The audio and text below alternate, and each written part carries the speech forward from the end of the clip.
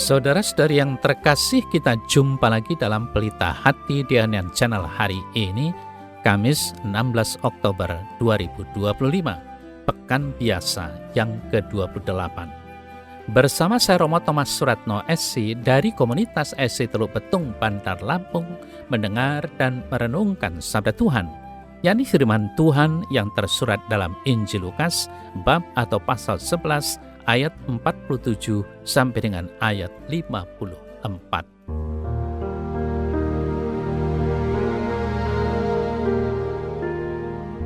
Sekali peristiwa, tatkala duduk makan di rumah seorang Farisi, Yesus berkata, "Celakalah kalian, sebab kalian membangun makam bagi para nabi, padahal nenek moyangmulah yang telah membunuh mereka.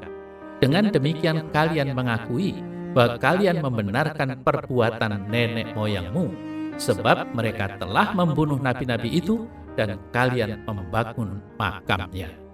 Sebab itu, hikmat Allah berkata, Aku akan mengutus kepada mereka nabi-nabi dan rasul-rasul.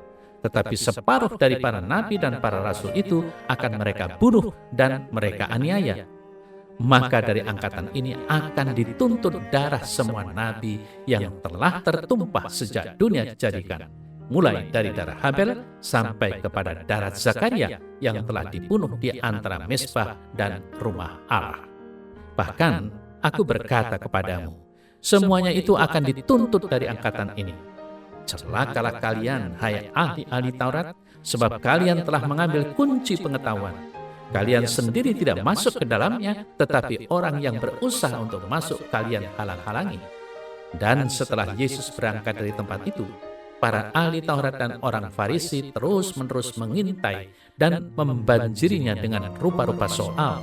Dengan itu, mereka berusaha memancingnya supaya mereka dapat menangkapnya berdasarkan sesuatu yang diucapkannya.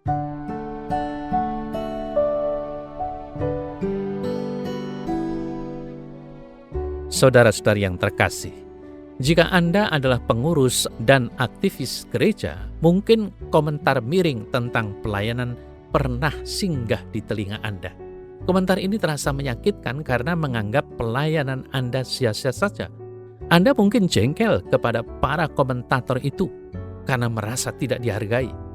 Namun herannya, Yesus sendiri pun pernah melontarkan komentar, bahkan kecaman kepada pengurus dan aktivis agama pada masanya. Saudara-saudari terkasih, dalam warta Injil hari ini, Yesus mengecam dua kelompok masyarakat. Pertama, kelompok orang Farisi.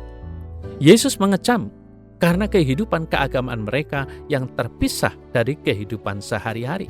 Mereka merasa sudah benar hanya karena menaati peraturan agama. Sementara dalam keseharian, mereka melakukan hal-hal yang jahat di mata Tuhan. Yesus menyebut mereka sebagai kubur yang tidak memakai tanda. Orang-orang yang berjalan di atasnya tidak mengetahuinya. Lalu, kedua, kelompok ahli Taurat. Yesus mengecam mereka karena kehidupan keagamaan mereka yang justru diletakkan pada orang lain. Mereka mengkaji berbagai aktivitas rohani yang seharusnya dilakukan oleh umat Tuhan, tetapi mereka sendiri tidak tersentuh atau tidak melakukannya. Mereka penuh dengan pengetahuan agama, tetapi mereka sendiri tidak mempraktekkannya. Jadi, Yesus mengecam kehidupan keagamaan yang hanya membangun pengetahuan, tetapi tidak dilaksanakan di dalam kehidupan sehari-hari. Tentu saja, saudara-saudari yang terkasih, firman Tuhan hari ini menegur dan mengingatkan kita semua supaya kita memiliki kehidupan kekristenan yang utuh. Kita wajib memiliki pengetahuan akan kebenaran, namun sekaligus juga mempraktekkannya dalam seluruh aspek kehidupan. Jadi, kekristenan kita tidak hanya tampak saat merayakan Ekaristi atau mengikuti ibadah kring atau lingkungan, namun juga hadir pada saat kita bekerja, mendidik anak, bermasyarakat, dan dalam bidang-bidang kehidupan lainnya. Jadi, sadarilah bahwa kekristenan yang demikian berasal dari kehidupan rohani yang hidup dan dinamis.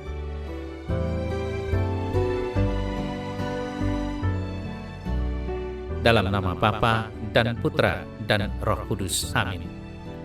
Ya Tuhan Yesus, tolonglah aku agar tidak hanya menambah teori pengetahuan tentang kebenaran Allah, tetapi juga menghidupinya dalam kehidupan nyata sehari-hari.